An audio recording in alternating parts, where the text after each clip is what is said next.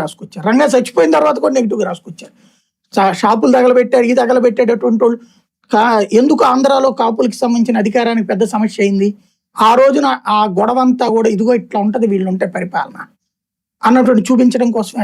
అది బాగా ఫోకస్ చేయబట్టి నెగిటివ్ ఫోకస్ చేయబట్టినే కదా చిరంజీవి లాంటి వాడు అంత ప్రయత్నించి రాకపోవడానికి. అందులో కులం ఉందా? అందులో తగలబెట్టినోడు ఉట్టి కాపులా? కాదే. బడుగు బలహీన వర్గాలు రంగాకి దన్ను. అతనికి దళిత వాడల్లోనే అతనికి విపరీతమైన ఆదరణ. దళిత వాడ ప్రతి చోట రంగా విగ్రహం ఉంటుంది. దళిత వాడ ప్రతి చోట కూడా రంగాకి అభిమానులు ఉండేవాళ్ళు. అలాంటిది ఆయన్ని కులానికి పరిమితం చేశారు, ప్రాంతానికి పరిమితం చేశారు, ఒక ఇష్యూకి పరిమితం చేశారు. ఆయన నెగిటివ్ గానే చిత్రీకరించారు.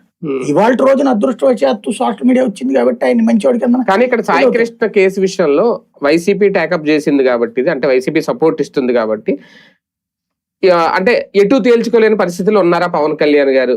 లేదు, అతని మీద కొన్ని కేసులు ఉన్నాయి కాబట్టి తన పార్టీ కార్యకర్త అయినా ఇంకా ఏం చేయలేక సైలెంట్ గా ఉండిపోయారు. అది ఒక రకంగా పరీక్ష. అయితే ప్రచారం బిగిన్ చేశారు కదా, పవన్ కళ్యాణ్ చాలా సీరియస్ అయ్యారు. రాగానే చంద్రబాబు మీదకి వెళ్ళిపోయి గొడవ పడేటప్పుడు రాశారు. బాబు గారు కూడా చాలా సీరియస్ అయిపోయారు దీని మీద. చంద్రబాబు సీరియస్, సీఎం సీరియస్ అని కూడా రాశారు. మరి వీళ్ళు బేసిక్ గా అయితే ఇదే జగన్ అధికారంలో ఉండి ఇది జరిగి ఉంటే పవన్ కళ్యాణ్ ఎలా స్పందించేవాడు, చంద్రబాబు ఎట్లా స్పందించేవాడు? ఊరు వాడ రోడ్డు రచ్చ రచ్చ అయిపోయి వైసీపీ నాకు తెలిసి అది ప్రెస్ మీట్లు పెట్టి మాట్లాడుతున్నారు కానీ